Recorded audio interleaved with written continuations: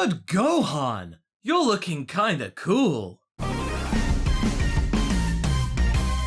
That's right everyone, Dragon Ball Super episode 80 just rolled out and you know what? That was a lot better than I expected. Awaken your sleeping battle spirit, Son Gohan's fight. It's actually been sleeping due to all those boring conferences, am I right? Where we last left off, Gohan and Lavenda were actually doing the old common DBZ trope of staring each other down. More like Gohan staring down, Lavenda's staring up because, you know, he's quite short and he's actually got a hunch that would make Quasimodo blush. They do make Gohan look really cool in these opening shots when they're just staring each other down. It's almost like Gohan came straight out of the Buu saga, like that saga came to the DBZ reunion and they hadn't changed one bit. You know those people?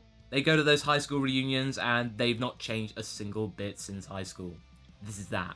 But to make things easier for himself, Gohan is choosing to elect for the Participation Award, and is not thinking about the opponent, but to see how strong he is himself, so he actually knows what he can do. I guess Toei's trying to soften the blow for Gohan fans, assuming that he might lose the fight. Toei being thoughtful. Sorry, what was I thinking? That nose. Moving on, the staring continues. It's like Z all over again. But finally, it begins. Gohan and Lavenda throw dueling punches at each other, and they actually go toe-to-toe like in the standard Dragon Ball match. We think we're just going to get the same old thing again, but no. Lavenda throws out his ace in the hole, his poison breath, and it affects Gohan almost instantaneously. Oh man, we're only about 20 seconds into the fight and Gohan is already incapacitated by Lavenda's gassy punches. Wow, talk about stink breath. Wow, talk about obvious joke. Wow, talk about self-deprecation. Wow, Masako should really get on with the review. But then Ro, the new Supreme Kai that we love to hate, actually says that Gohan will soon be writhing in pain thanks to Lavenda's poison blow. Oh my. Our savior is displeased at all this cheating going on, but Goku reiterates that anything goes in this arena. Anything goes, eh? Do you think anyone could get around to punching that rogue git in the face? That'd be great. Our Supreme Kai, though, is a gentleman and offers Gohan a Senzu Bean, but Gohan refuses it, whilst briefly adopting the Yamcha position, saying that he needs to test his strength fairly. The poison gas clouds, the fact that you can't see, that's fair, Gohan? Alright. Mr. Satan is actually getting really concerned about Gohan now, but Goku just laughs it off saying, "Oh, he'll be fine. Even though he can't sense energy, or see, and hasn't trained much lately. He'll be fine. But Fine." Lavenda's poison is maximum as it starts to seep into Gohan's body. But Gohan has a plan. He actually uses this moment for his senses to be heightened, and he can now sense where Lavenda is based on his footsteps. And he actually manages to guess correctly. And for a while, we actually see Gohan being able to block and sometimes punch Lavenda in the face. I like punches to the face. Alright, Gohan is fighting back strategically. Even Bergamo is impressed and shuts Ro up. Thank you. However, Lavenda then chooses this moment to go up into the sky and actually thwart Gohan's plan. And now he's being hit by energy poison ki blasts. Yeah, Gohan's in kind of trouble now. Fine. But then Gohan turns Super Saiyan and turns the tables around. And actually, to be fair, Gohan was doing a fair bit of damage while he was in his base form against Lavenda. So really, I think he could have done this a little earlier, but okay, I'll take this because it still looks cool. And those shots of Gohan as a Super Saiyan, oof, nice. He's managed to impress the outer circle of gods in attendance. Even Toppo's interested, stating that he is really intrigued about beings that can alter their battle power.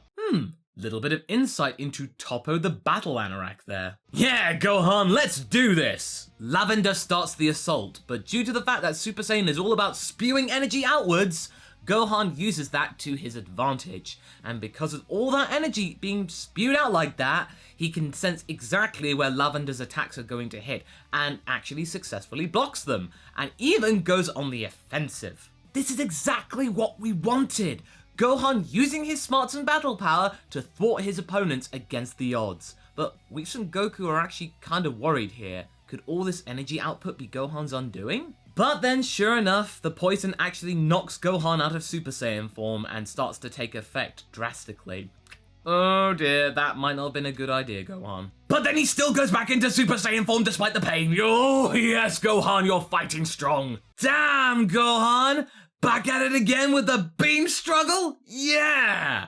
But sure enough though, the poison takes even more effect and he actually loses the beam struggle. In the subsequent poison gas cloud, Gohan disappears and then comes back forth again and then actually gets Lavenda in the full Nelson and then slams him down with a power slam. Yeah! Well, it kind of worked. Lavenda's out for the count and Gohan stood up. Does that mean he won? Oh, no. Okay, he actually fell down. Yeah, Grand Priest calls it a draw. Okay, I'll take that.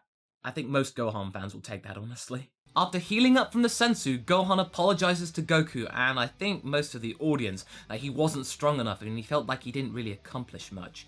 But rest assured, Gohan, Goku is voicing our sentiments clearly.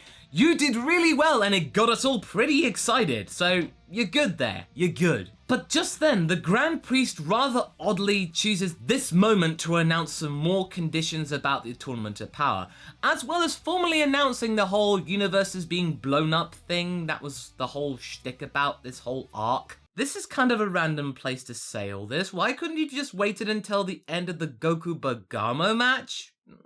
What?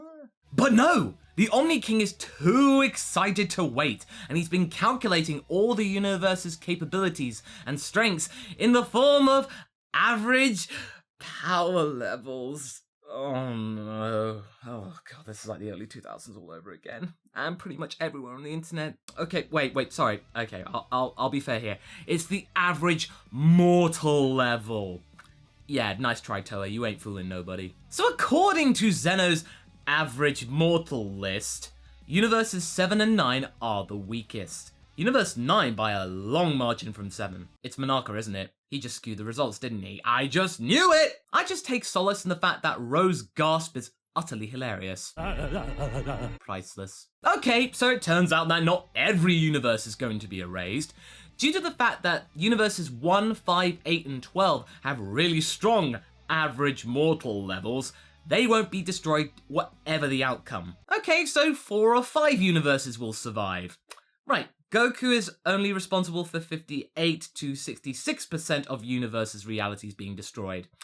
That's, better, I guess? But it seems like some of the onus has been taken off Goku because Zeno was planning to do this anyway. And so the universe tournament is actually a cover for that. It's a good excuse. It's a pretense. But still though, Goku, you shouldn't have reminded him! Aww, the Supreme Kai and Beerus' relationships moved on to the bickering stage. Oh, it's true love after all. Oh, they're blaming each other for Universes 7's weak occupants. Oh, it's so sweet. Okay, so it turns out that Whis get to pass, along with all the other angels. They get to live, whilst their universes get to die. But enough of all these shoehorned revelations, we've got a third match to complete. Goku versus Bergamo. Next time.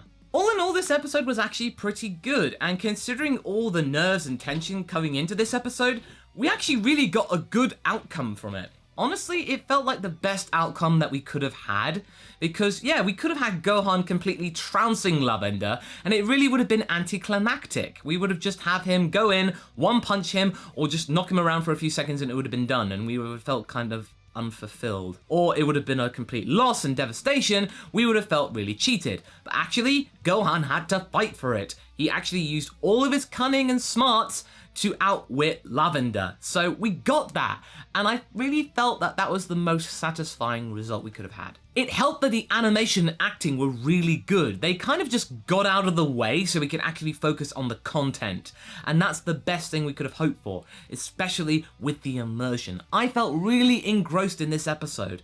I had a lot of fun here. I just felt that the announcements from the Grand Priest in the last third of this episode were just there to pad for time. I don't know why they could have just not gone on to the Goku Bergamo fight, have some kind of big revelation that would have been a great cliffhanger, and then have the announcements at the end of the next episode. That would have flowed a little better, I think. But, oh well, I still had fun here, and I hope you did too. But anyway, that's my review of Dragon Ball Super episode 80. Tune in next time for my review of episode 81. Also, don't forget, I have my very own Discord server now, so be sure to check out the MasakoX in the link in the description and in the pinned comment. And also, I have a PO box available, so if you'd like to send me anything, check out the address right here.